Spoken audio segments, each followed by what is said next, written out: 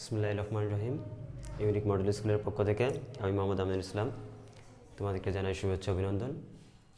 অনেক দিন পর আবার তোমাদের সামনে আসলাম ম্যাথের ক্লাস নিয়ে। তো আজকে আমি তোমাদেরকে সব ক্লাসের, বিশেষ করে ক্লাস 7, 8, 9, 10 এই 4টে ক্লাসে, এছাড়া বিভিন্ন জবের ক্ষেত্রেও তুমি ট্যালির অঙ্ক বা গণসংখ্যা নিবেশন কীভাবে করতে হয় এটা তুমি সহজে যাতে শিখতে পারো এবং তোমার মাথায় যাতে সহজে থাকে সে ব্যাপারে আমি তোমাদেরকে ট্যালি বের করা বা গণসংখ্যা নিবেশন বের করা বা গণসংখ্যা সারণী করার ফর্মুলাটা দেখাবো। যদি কোনো স্টুডেন্ট এই চার্টটা ভালোভাবে মাথায় রাখো, তোমরা যদি এই চার্টটাকে মাথায় রাখতে পারো তাহলে তুমি গণসংখ্যা নিবেশন বা গণসংখ্যা সারণীর অঙ্ক খুব সহজেই করতে পারবে। তো এই চার্টটা কীভাবে মাথায় রাখবো এবং কীভাবে এটা প্রয়োগ করব, এই ফর্মুলাগুলো কীভাবে প্রয়োগ করে এই অঙ্কটা সলিউশন করা যায় সেটা আমি তোমাদেরকে দেখাবো।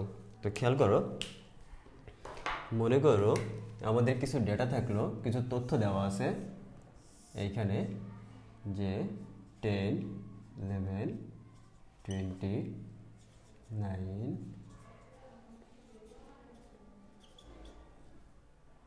ধরো এই তথ্যগুলো আমাদের দেওয়া থাকলো। সেক্ষেত্রে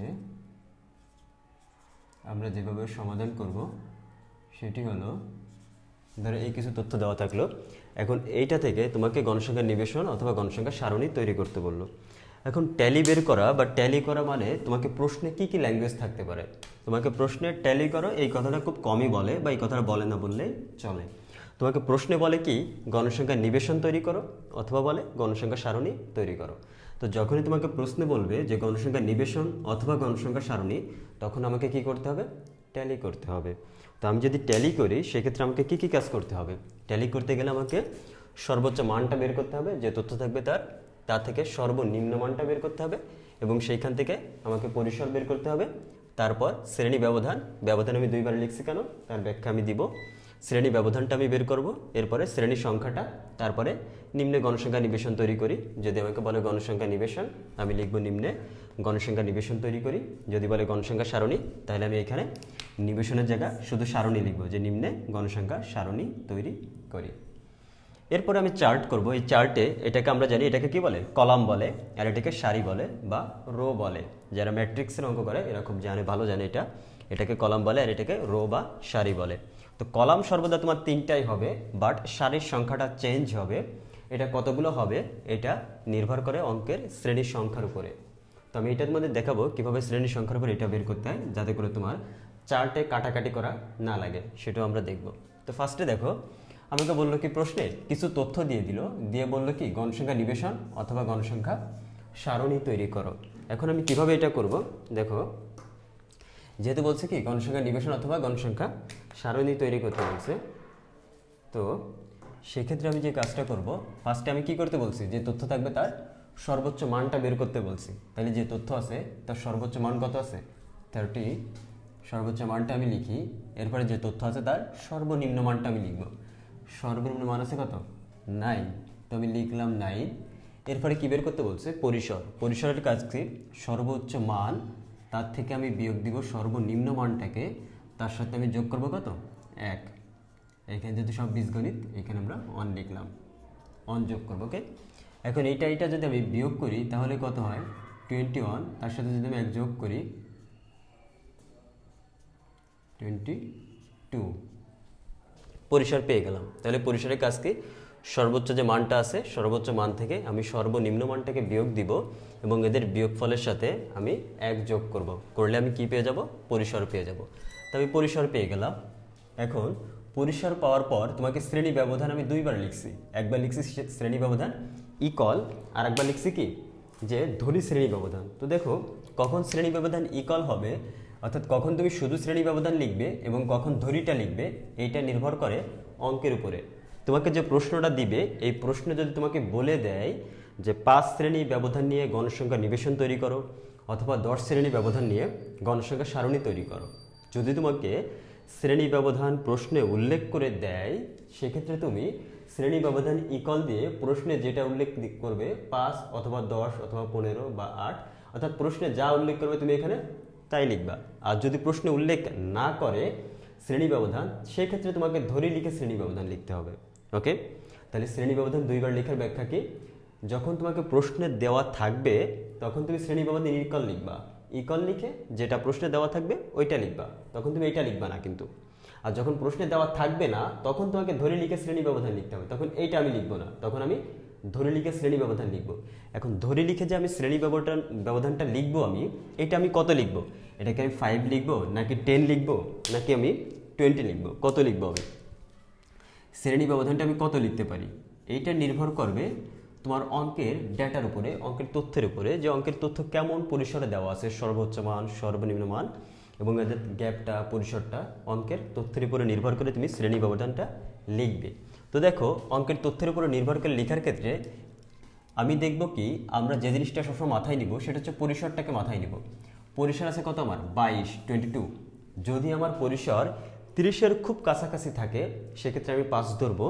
30-র খুব কাছাকাছি থাকলে আমি কি করব? 5 ধরবো।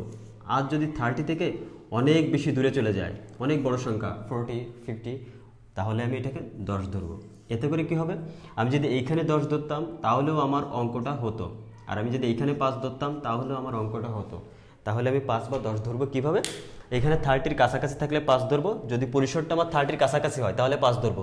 আর এখানে অনেক বড় সংখ্যা আসলো মনে করো, সেক্ষেত্রে তোমার পরিসর হয়ে গেল 50, সেক্ষেত্রে আমি 10 ধরে অঙ্ক করব। এতে করে অঙ্কটা আমার স্ট্যান্ডার্ড হবে, অঙ্কটা স্ট্যান্ডার্ড হবে। কিন্তু আমি যদি এখানে 50 আসছে তারপরেও 5 ধরি, এখানে 22 আসছে তারপরেও 5 ধরি, তো এই ক্ষেত্রেও অঙ্ক হবে, এখানে 5 ধরলেও অঙ্ক হবে, এখানে আমি 10 ধরলেও অঙ্ক হবে, এখানেও আমার 10 ধরলেও অঙ্ক হবে। বাট আমি যদি এরকম ছোট তথ্য থাকে সেক্ষেত্রে 5, এরকম বড় তথ্য থাকে সেক্ষেত্রে আমি 10 ধরবো, তাহলে অঙ্কটা স্ট্যান্ডার্ড হবে। তাহলে আমি কি করব?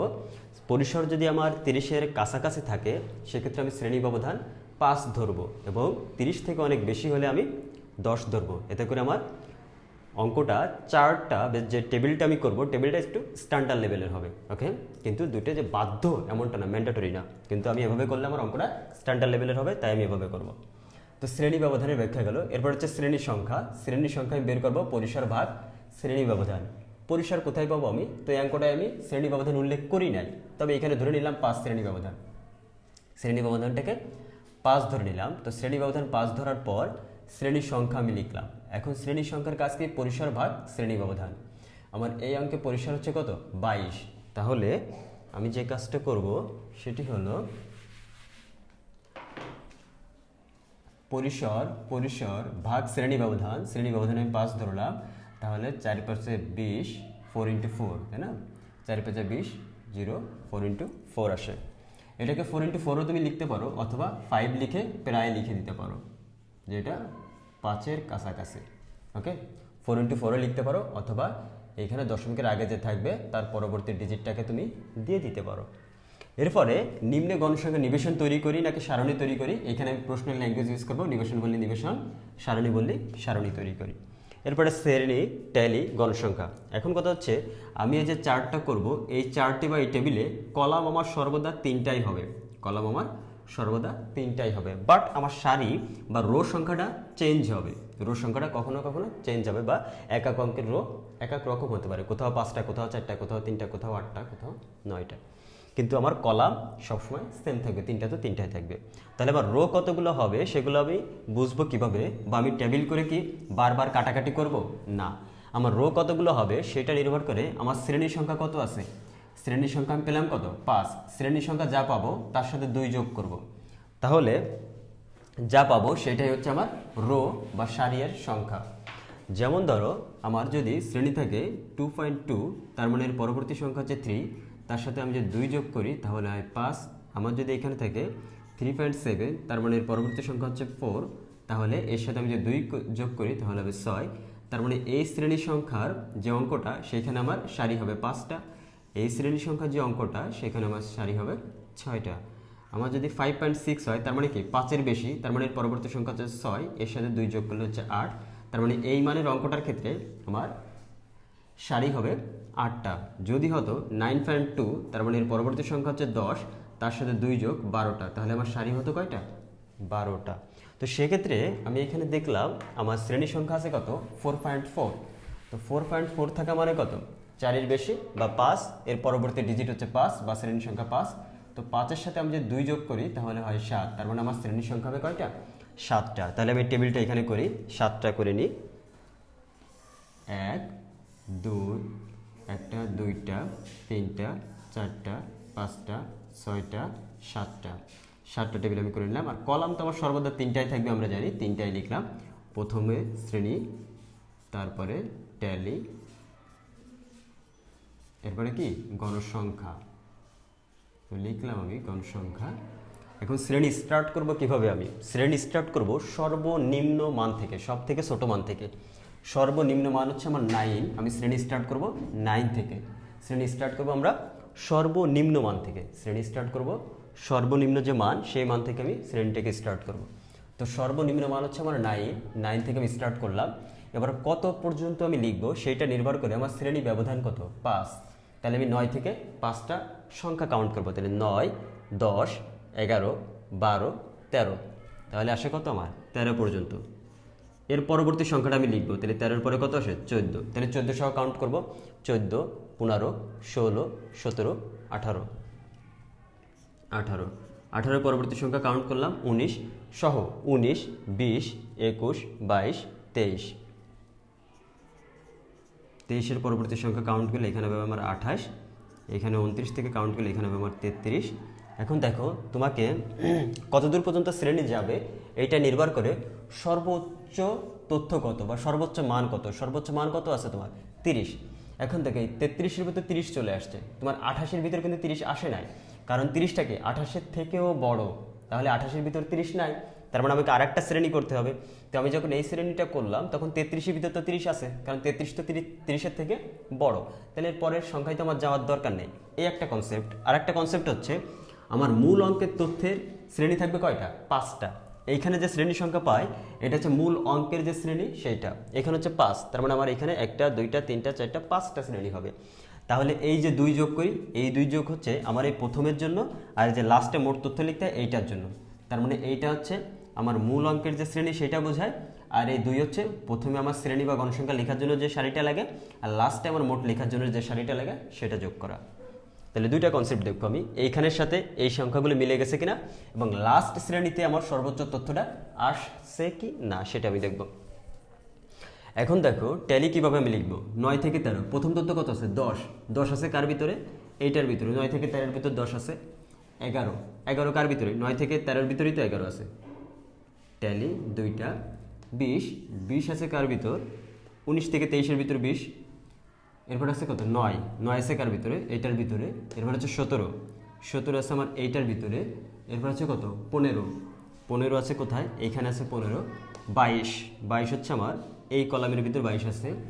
30। 30 হচ্ছে আমার এই কলামের ভিতর। 27। 27 এই কলামে সারিতে আর কি। 16। 16 আমার এই সারিতে। এরপর হচ্ছে কত, 28। 28 আমার এই সারিতে। 29। 29 এই সারিতে। 14। 14 হচ্ছে আমার এই সারিতে। এখন এইখানে যতগুলো ট্যালি, এইখানে সেই সংখ্যাটা লিখবো। 3টা ট্যালি তাহলে 3, 4টা ট্যালি তাহলে 4, 2টা ট্যালি তাহলে 2, 2টা ট্যালি তাহলে 2, 2টা ট্যালি তাহলে 2। এরপরে আমি মোট লিখতে পারি, এখানে যে আমি এন লিখছি, এনও লিখতে পারো, মোটও লিখতে পারো। এখানে মোটও লিখতে পারি আমি, অথবা এনও লিখতে পারি। এন দিয়ে কি বোঝায়, টোটাল ফ্রিকোয়েন্সি অথবা গণসংখ্যার যোগফল বোঝায়। তো এটাকে আমি যোগ করলে কত হবে, 2 আর 2 4 আর 2 6 আছে, 10 আর 3 13। 13 হলো। দেখো এখানে তথ্য কয়টা আছে, 1টা, 2টা, 3টা, 4টা, 5টা, 6টা, 7টা, 8টা, 9টা, 10টা, 11টা, 12টা, 13টা। এইখানে তথ্য আছে 13টি। এইখানে তথ্যের সাথে, মোট তথ্যের সাথে এখানের মোট যদি মিলে যায় তার মানে তোমার অঙ্কটা কারেক্ট। যেহেতু এখানে ওরা তথ্য দিয়েছিল 13টি, এখানে আমি মোট তথ্য কত পেলাম, 13টি পেলাম। যেহেতু এখানে টোটাল ফিগার মিলে গেল, তার মানে আমার অঙ্কটা অবশ্যই কারেক্ট আছে। তো আমরা এভাবে করব, যখন আমাকে কোনো তথ্য থেকে গণসংখ্যা নিবেশন অথবা গণসংখ্যা সারণী বের করতে বলবে, আমি ফার্স্টে তার সর্বোচ্চ মান বা হায়ার ভ্যালু যেটাকে বলে, হায়ার ভ্যালু বের করব। এরপরে সর্বনিম্ন মান বা লর ভ্যালু বের করব। এরপরে পরিসর বা রেঞ্জ বের করি কিভাবে, সর্বোচ্চ মান বিয়োগ সর্বনিম্ন মান যোগ 1। যে তথ্য থাকবে তার এই সর্বোচ্চ আর সর্বনিম্ন মান যেটা পাবো তাদেরকে বিয়োগ করে 1 যোগ করব, আমি পরিসর পেয়ে যাব। পরিসর পাওয়ার পর আমি শ্রেণী ব্যবধান লিখব। যদি প্রশ্নে দেওয়া থাকে তাহলে শ্রেণী ব্যবধান ইকুয়াল দিয়ে শ্রেণী ব্যবধানটা লিখব, আর যদি দেওয়া না থাকে তাহলে শ্রেণী ব্যবধানটা আমি ধরি লিখে শ্রেণী ব্যবধানটা লিখব। তো ধরি লিখে যে শ্রেণী ব্যবধানটা লিখব সেইটা নির্ভর করে আমার পরিসরের মান কত আছে তার উপরে।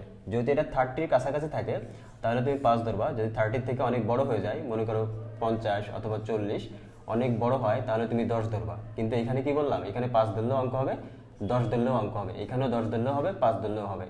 বাট 30-র কাছাকাছি হলে তুমি 5 ধরবা, আর একটু বেশি হলে বড় হলে 10 ধরবা, এতে করে অঙ্কটা স্ট্যান্ডার্ড হবে, টেবিলটা স্ট্যান্ডার্ড হবে। বাট এখানে 10 ধরলেও অঙ্ক হবে, এখানে 5 ধরলেও অঙ্ক হবে, কিন্তু আমি যেভাবে বললাম এইভাবে 5 আর বড় হলে 10 ধরলে তোমার চার্টটা বা টেবিলটা স্ট্যান্ডার্ড হবে, অঙ্কটা দেখতে ভালো দেখাবে।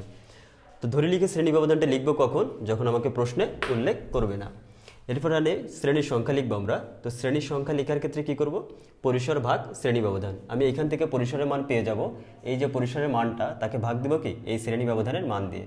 ভাগ দিলে আমি যেটা পাবো সেটা লিখবো। যদি আমি পূর্ণ সংখ্যা পাই 5, 6 বা 7, তাহলে তো পূর্ণ সংখ্যা ডিরেক্টলি থেকে যাবে, কিন্তু যদি আমি পয়েন্ট পেয়ে যাই এরকম 5.6, তাহলে আমি পরবর্তী সংখ্যা লিখে দিব। 5-এর পরের ডিজিট কত, 6। যদি আমি 7.2 পাই তাহলে এর পরবর্তী সংখ্যা কত, 8। যদি আমি 9.5 পাই তাহলে এর পরবর্তী সংখ্যা কত, 10। তার মানে এখানে যদি আমি পয়েন্ট পেয়ে যাই তাহলে ইকুয়াল দিয়ে এর পরবর্তী পূর্ণ সংখ্যার ডিজিটটা লিখব। লিখার পরে অবশ্যই আমি মাথায় প্রায় শব্দটা উল্লেখ করে দিব, প্রায় কথাটা লিখে দিব। ওকে, এরপর লিখব গণসংখ্যা নিবেশন তৈরি করি। এখানে গণসংখ্যা নিবেশন লিখব নাকি সারণী লিখব, এটা নির্ভর করে আমার প্রশ্নের উপরে। ওরা যে ল্যাঙ্গুয়েজটা দিবে আমি সেই ল্যাঙ্গুয়েজটা লিখব। এরপর আমি চার্ট করব বা টেবিলটা করব। টেবিলে কলাম সর্বদা 3টাই থাকবে, কলাম কখনোই চেঞ্জ হবে না, কলাম 3টাই থাকবে। বাট সারি বা রো সংখ্যা চেঞ্জ হবে। তো আমি বলেই দিছি একটু আগে যে রো কিভাবে আমি নিব, বা চার্টে সারি কয়টা হবে, কলাম সর্বদা 3টাই হবে। বাট সারি কয়টা হবে এইটা নির্ভর করে শ্রেণী সংখ্যার উপরে। শ্রেণী সংখ্যা যদি 8 হয় তাহলে তার সাথে আমি 2 যোগ করব, তাহলে 10। তার মানে অঙ্কে এই মানের ক্ষেত্রে বা এই অঙ্কটার ক্ষেত্রে সারি হবে 10টা, যদি শ্রেণী হয় 10, তাহলে তার সাথে আমি 2 যোগ করব, 12। তার মানে এই অঙ্কটার ক্ষেত্রে শ্রেণীর সারি হবে 12টা, যদি হয় 5, তার সাথে আমি 2 যোগ করব, তাহলে এই অঙ্কটার ক্ষেত্রে শ্রেণী হবে কয়টা, 7টা। যেমন আমার এই অঙ্কটায় 4.4, পরবর্তী সংখ্যা 5, তাহলে এর সাথে 2 যোগ করলে 7, শ্রেণী হবে 7টা। 1টা 2টা 3টা 4টা 5টা 6টা 7টা। ওকে, এখন শ্রেণী 7টা করার পরে আমরা এই যে শ্রেণী ট্যালি গণসংখ্যা, প্রথম শ্রেণী স্টার্ট করব আমি সর্বনিম্ন মান থেকে। দেখো 9 দিয়ে স্টার্ট করছি, আমার অঙ্কের সর্বনিম্ন মান 9 ছিল, আমি সর্বনিম্ন মান থেকে স্টার্ট করছি। এবং এইখানে গ্যাপটা বা শ্রেণী ব্যবধানটা কত হবে এটা নির্ভর করে শ্রেণী, এই যে শ্রেণী ব্যবধানের উপরে। এখানে 5 লিখছি, তার মানে কি শ্রেণী ব্যবধানটা 5 করে হবে। তো এইখানে যে তথ্যটা তুমি লিখবা এটা সহ কাউন্ট হবে। যেমন এখানে 9 আছে, তাহলে 9, 10, 11, 12, 13, 5 কাউন্ট করলে 13 পর্যন্ত যায়, তাই আমি 13 পর্যন্ত লিখলাম। এরপরে এর পরবর্তী ডিজিট 14 লিখলাম, আবার এই 5টা কাউন্ট করব, 14, 15, 16, 17, 18, 18 পর্যন্ত লিখলাম। এর পরবর্তী ডিজিট 19, তাহলে 19, 20, 21, 22, 23, দেখো আমি 23 পর্যন্ত লিখছি। তার মানে এখানে যেখানে শেষ হবে তার পরবর্তী ডিজিট লিখবো, লেখার পর ওই সংখ্যা সহ আমার শ্রেণী ব্যবধান 5 আছে, তাই 5টা কাউন্ট করছি। যদি এখানে 10 হতো তাহলে আমি এখানে ওইটা সহ 10টা কাউন্ট করতাম, এভাবে লিখবো। লেখার পরে এই যে রেঞ্জ, এই রেঞ্জের ভিতরে যে সংখ্যাগুলো আছে তার যে ট্যালি হয় বা যে কটা তথ্য আছে সেই কটা আমি ট্যালি মার্ক করব। এখানে আমার 4টার পরে কোনো ট্যালি দেওয়া নাই, বা আমি বানিয়ে দিছি, তো 4টার পরে পাই নাই। যদি 5টা হয় তাহলে আমরা বান্ডিল করে দিব, এটা তো আমরা জানি যে 5টা হলে বান্ডিল করে দিতে হয়। তো এটা করলাম। এরপরে এখানে যে কটা ট্যালি থাকবে এখানে সেই ডিজিট আসবে, 3টা ট্যালি, তো 3, 4টা তো 4, 2টা তো 2, 2টা তো 2, 2টা 2। টোটালটাকে আমি যোগ করবো, এখানে মোটও লিখতে পারি আমি, এনও লিখতে পারি। যোগ করার পর বা এন করার পর আমি দেখব এইখানে যে ডিজিট বা মোট আসছে এখানে সেই তথ্যগুলো আমি কাউন্ট করব। কাউন্ট করে দেখব যে এইখানের মোটের সাথে এই মোটটা মিলে যায় কি না। যদি এই মোট আর এই মোট মিলে যায় তাহলে আমার অঙ্কটা কারেক্ট। যদি এই মোট আর এই মোট না মিলে তাহলে অবশ্যই আমার অঙ্কটা কোথাও কোথাও ভুল আছে, সেটা দেখতে হবে। তো আশা করি তোমরা বুঝতে পারছো। আর ইনশাল্লাহ কখনো গণসংখ্যা নিবেশন বা গণসংখ্যা সারণীতে প্রবলেম হবে না। তো এর পরবর্তীতে যদি প্রবলেম হয়ও তাহলে আমাকে অবশ্যই কমেন্টে জানাবে, আমি আবার দরকার হলে এর উপরে আরেকটা লেকচার দিব।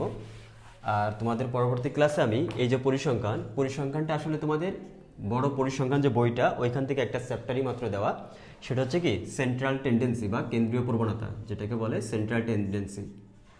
কেন্দ্রীয় প্রবণতার যে অঙ্ক আছে বা যে চ্যাপ্টারটা আছে সেইখান থেকে কিছু অঙ্কই তোমাদের দেওয়া। এই সেন্ট্রাল টেন্ডেন্সি কয় প্রকার, এখানে আছে কি কি, গড় আছে, মধ্যক আছে, আর একটা হচ্ছে কি প্রচুরক আছে। এই 3টা অঙ্কেরই বেসিক যে অঙ্কগুলো সেইগুলোই তোমাদের দেওয়া আছে। তো পরবর্তী ক্লাসে আমি গড় সম্পর্কে আলোচনা করব, তারপরে মধ্যক, তার পরবর্তী ক্লাসে প্রচুরক, এরপরে এর কিছু মিক্সড কিছু তোমাদের সৃজনশীল আলোচনা করব। তারপরে তোমাদের পরীক্ষার পাঠ্য বই অনুযায়ী যে 3টে গ্রাফ আছে, চিত্র আছে, আয়তলেখ আছে, তারপর আছে কি গণসংখ্যা বহুভুজ আছে, গণসংখ্যা বহুভুজ, এরপরে কি আছে অজীব আছে। এই 3টা চিত্র আমি শেখাবো ইনশাল্লাহ। তো তোমরা অবশ্যই আমাদের সাথে থাকবে, চ্যানেলের সাথেই থাকো এবং সব কিছু দেখো, শেখার চেষ্টা করো। কোনো ধরনের প্রবলেম পড়লে অবশ্যই কমেন্টে জানাবে। ভালো থাকো, আল্লাহ হাফেজ।